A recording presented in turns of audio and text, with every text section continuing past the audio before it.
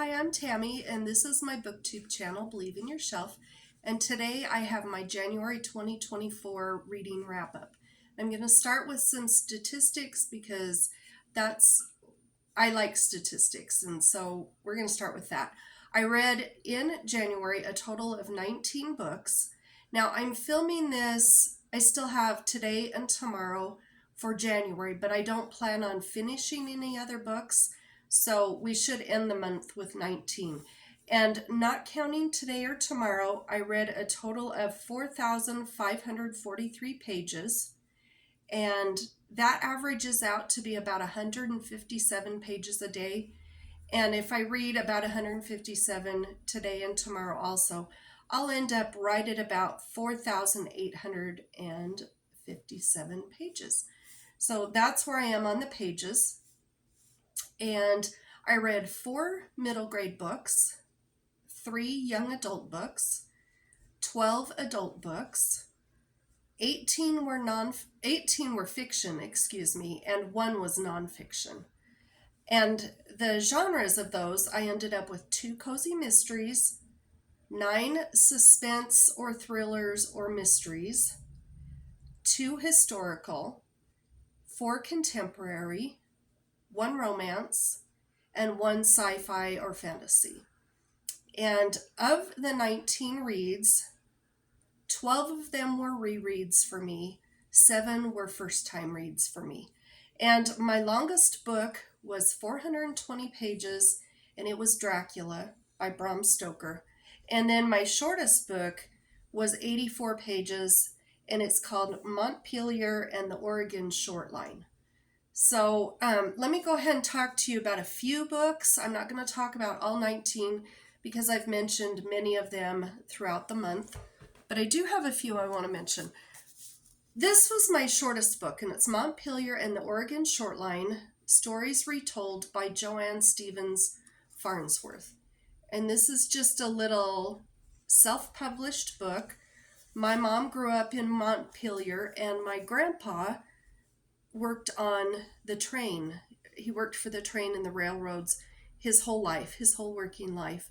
And he's mentioned in here a couple of times, so this is really cool. The author was a friend of my mom's sister. So she's even got a mention in here too in the thanks to section. And I really enjoyed this.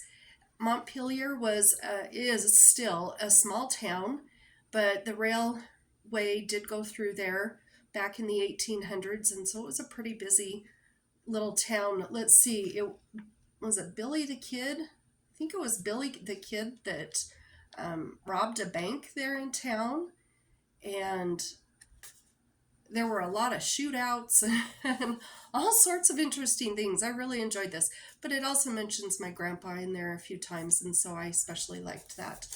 Another book I want to mention was one that I read back when I was probably a teenager, I think. This came out in 1979. It's Secrets of the Shopping Mall by Richard Peck.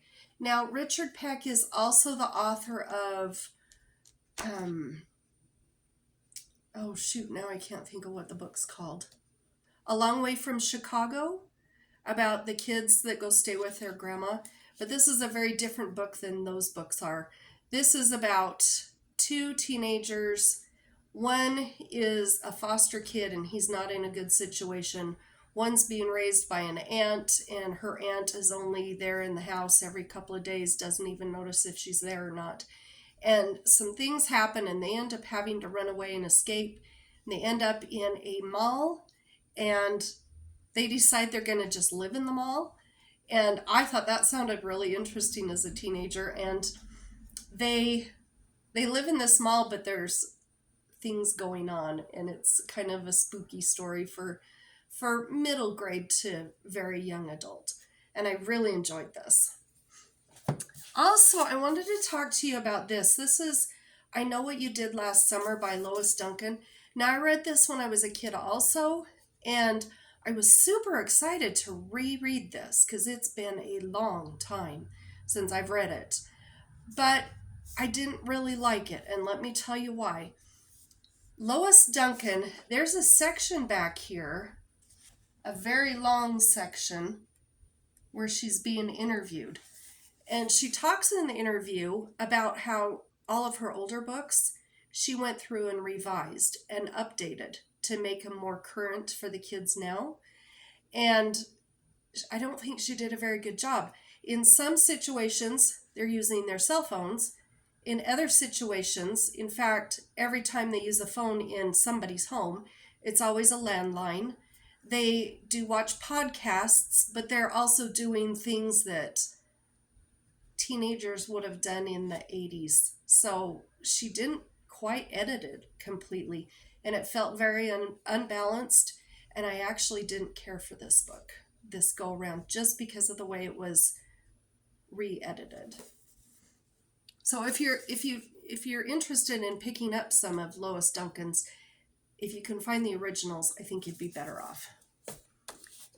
Then I also read Fahrenheit 451 by Ray Bradbury, and this was a reread for me, but this was so good. It's been so long since I've read it that other than I remembered that there were firemen that burned books, but I didn't remember how the story went, how it ended, and I really liked this 60th anniversary edition, and this was probably from a few years ago. This was from 2013, so this book's been around a long time, but I thought this was a really important book to read. And then the last two books that I have that I want to talk about are for, let me look at my book journal, the Buzzwordathon and the Seasonal Challenge.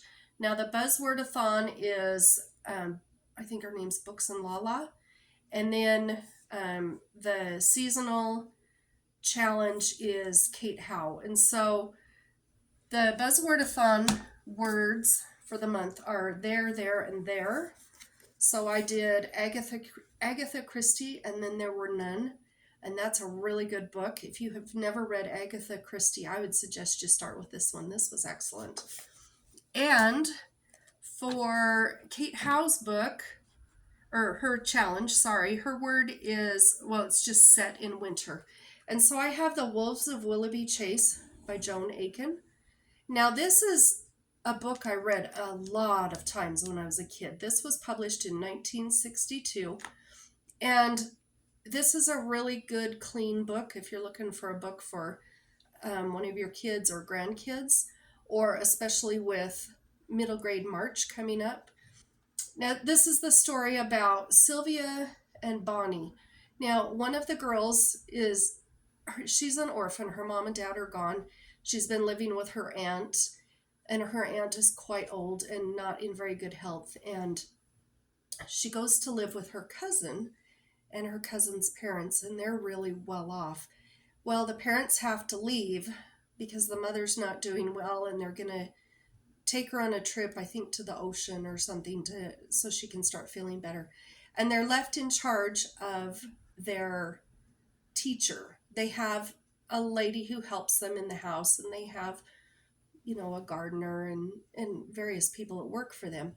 But they're left in charge they are being taken care of by Miss Slycarp.